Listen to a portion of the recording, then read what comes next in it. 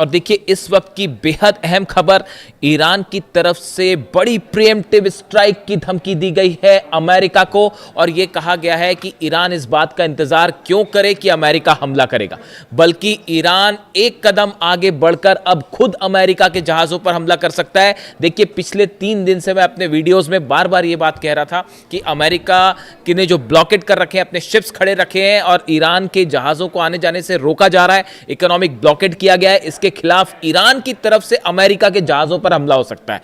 मैं पिछले 3 दिन से लगातार यह आशंका जता रहा था और अब ईरान के उप विदेश मंत्री की तरफ से यह बयान सामने आ गया है। देखिए, the tension between the United States and Iran are escalating after Iran's deputy foreign minister Kazem Gharibabadi said Tehran has the right to take preemptive action instead of waiting for US to attack.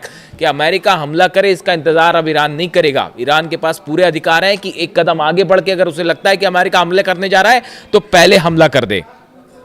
इस पूरे मामले के बीच में जो असली खबर है, Iran के निशाने पर है अमेरिका का aircraft carrier USS George Washington.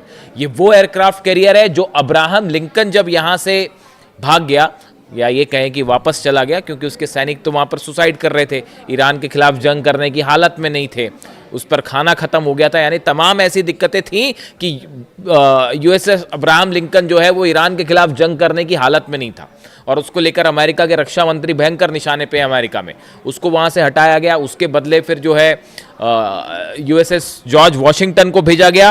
अब ये यूएसएस जॉर्ज वॉशिंगटन ईरान के निशाने पर है और बताया जा रहा है कि अगर ये ब्लॉकेड इसी तरह से कंटिन्यू हुआ तो ईरान अपनी एंटी शिप मिसाइल से अमेरिका के इस एयरक्राफ्ट कैरियर को सीधा हिट कर सकता है, और ये जवाब होगा उस इकोनॉमिक ब्लॉकेड का जो अमेरिका ने बना रखा है।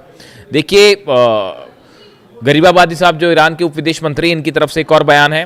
He also stated that the temporary Iran Oman shipping arrangement does not mean the straight of Hormuz will open immediately. उन्होंने ये कहा कि ओमान के साथ हमने आने जाने को, जहाज़ों के आने जाने को लेकर जो कुछ नियम कायदों पर हमारी चर्चा हुई है और एक सहमति सी बनी है, इसका मतलब ये कतई नहीं है कि हॉर्मुज जो है वो खुलने जा रहा है। इसका मतलब ये मत निकाल लीजिए कि हॉर्मुज को ईरान खोलने जा रहा है। हॉर्मुज पूरी तरह से बंद है, और जब तक अमेरिका ईरान की शर्तों को पूरा नहीं करता तब तक हॉर्मुज बंद रहेगा। पिछले 48 घंटों में सिर्फ एक जहाज पार हुआ है हॉर्मुज से। ये कई महीनों को आप देखें, उसके सबसे लोअर स्तर पर आ गया है यहां से जहाज़ों का निकलना और जो है तेल का निकलना। जनरल मुनीर की जब कल मुलाकात हुई मोहसिन रिजाई साहब से, उसके बाद डोनाल्ड ट्रंप का यह बयान आना कि हमने वहां से जो है बारूदी सुरंगें हटा दी और रास्ता खोल दिया है।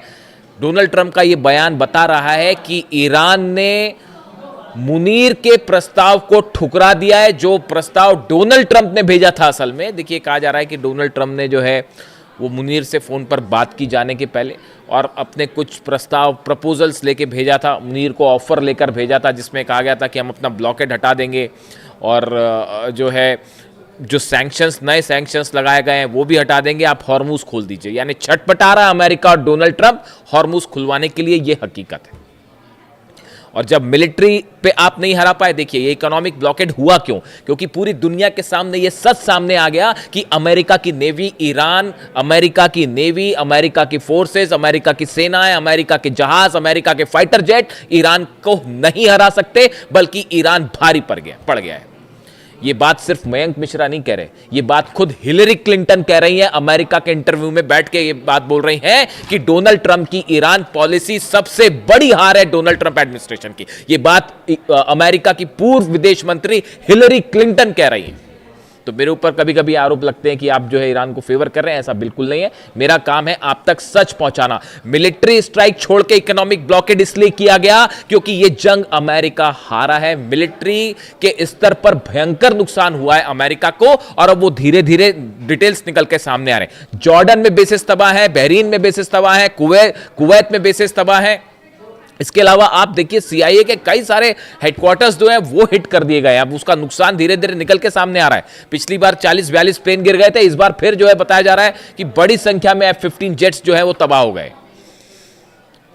अरब की आप रक्षा नहीं कर पा रहे हैं। अब जो है वो अमेरिका कोशिश कर रहा है कि किसी तरह से हूती के हमले रुकवाए जाएं अरब पर। किसके कहने पर सऊदी ने अटैक किया था? अमेरिका के कहने पर। जो सना में इंटरनेशनल एयरपोर्ट पर जो ईरान का प्लेन उतर रहा था, उस पर सऊदी ने यह कहकर हमला किया कि साहब जो है उससे हथियार उतर रहे हैं।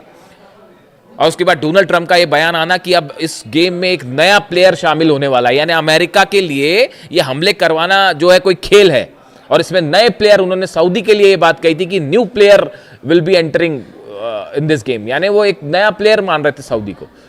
और जैसा तमाम एक्सपर्ट बताते हैं कि अमेरिका की बात मान के सऊदी ने स्ट्राइक कर दी, और अब हालात यह है कि हूती को भी नहीं हरा पा रहे। ईरान तो छोड़ दीजिए, ईरान तो बड़ी दूर की बात है, हूती ने कल फिर एक जहाज ठोक दिया सऊदी का, और वो भी मिसाइल मार के, वो ड्रोन भी नहीं, मिसाइल स्ट्राइक हुई। अमेरिका के अब्राहम टैंक्स जो हैं यमन में, अमेरिका के अब्राहम टैंक्स हैं जो कि सऊदी को दिए गए, सऊदी ने ही वो यमन की सेना को दिए, उस टैंक के ठीक ऊपर जो है वो ड्रोन स्ट्राइक करी हूती ने, और वो पूरा टैंक तबाह हुआ, उसके अंदर धमाका हुआ, उसकी तस्वीरें वायरल है। यानी आप देखिए अमेरिका की जो मिलिट्री पॉलिसी है, इसकी धज्जियां उड़ा दी है ईरान ने। और जब ये कुछ नहीं कर पाए, तब ये इकोनॉमिक ब्लॉकेड वाला खेल शुरू हुआ कि इकोनॉमी को रोकने की कोशिश करेंगे। असल में इसके पीछे अमेरिका की और अमेरिका की मिलिट्री की बहुत बड़ी करारी हार छुपी हुई है। तमाम दुनिया के एक्सपर्ट्स ये राय रख रहे हैं, और अमेरिकन्स भी इस राय को रख रहे हैं। सीनेट में बात कही जा रही है, अमेरिका के सांसद आरोप लगा रहे हैं कि डोनाल्ड ट्रंप, आप ये जंग हार चुके हैं, आपने अमेरिका का सबसे बड़ा नुकसान कर दिया है। ये बात मैं नहीं कह रहा, मैंने तो ये बात उसी दिन कही थी जिस दिन अली खामनेई साहब का असैसिनेशन हुआ था। 28 तारीख को जो मेरा पहला वीडियो बना था, उस वीडियो में मैंने कहा था कि अली खामनेई साहब को अपने असैसिनेट कर दिया। ये असैसिनेशन का नतीजा ये होगा कि अमेरिका ये जंग हारेगा। अली खामनेई साहब के पर हमले का मतलब ये होगा कि अमेरिकन जो हेजेमनी है, सुपर पावर की इमेज है, वो तार तार हो जाएगी।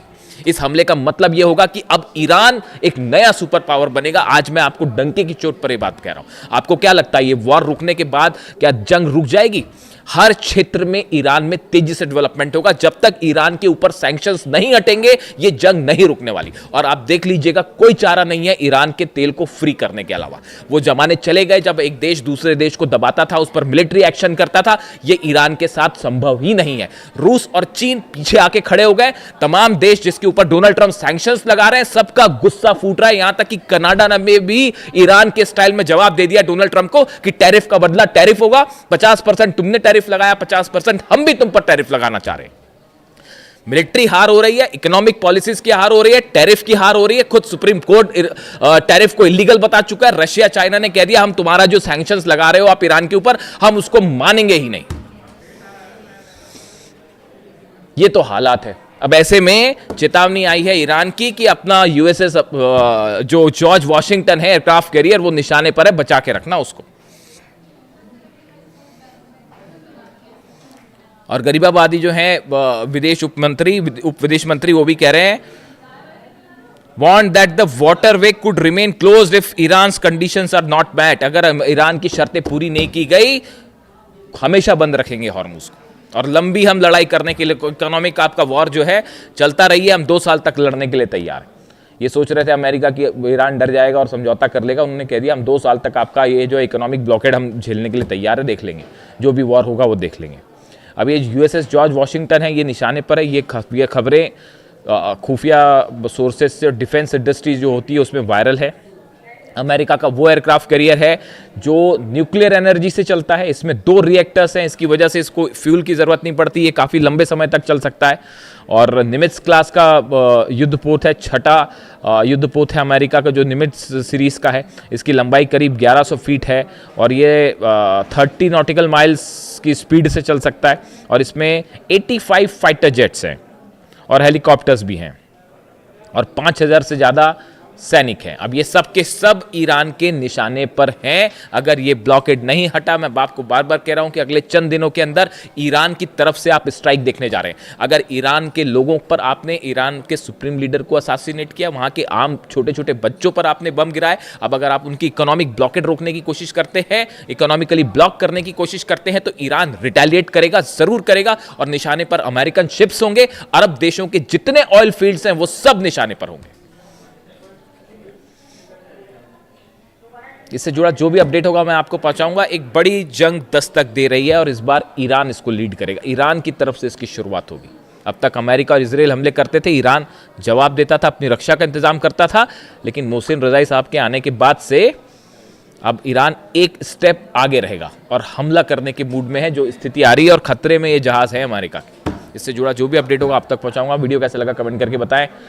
Thank you so much.